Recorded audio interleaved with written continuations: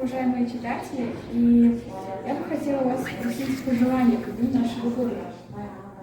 Здравствуйте, я поэтесса Елена Брусникина.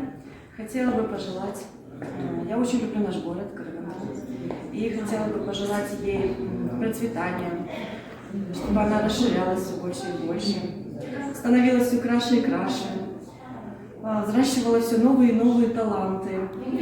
Читателям библиотеки я хотела бы пожелать здоровья, успехов, обязательного сохранения света в их душе, чтобы в их семьях все было благополучно и прекрасно.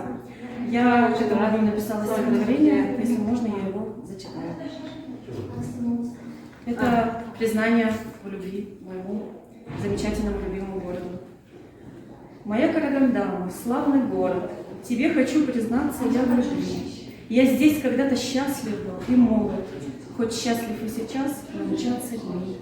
Здесь мой родимый дом, моя отчизна, уютно, по-домашнему тепло. И не было ни разу даже в мыслях, что где-то по-другому быть могло.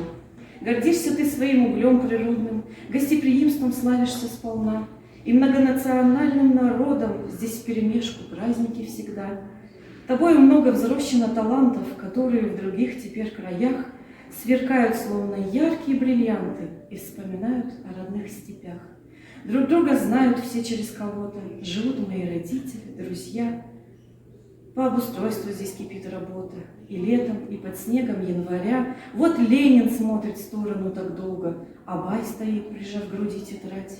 Гагарин есть, и Пушкин, даже Гоголь, и Горький что-то хочет рассказать. Вон там подняли над собой шахтеры огромный пласт добытого угля. А тут Нуркен Абдиров на колонну врагов направил самолет, горя.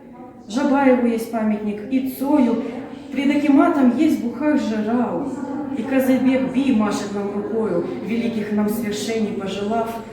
Тебе читаю о любви я строки, о город мой, моя Караганда. Я от души, на ложь здесь ни намека, ты в самом центре сердца навсегда.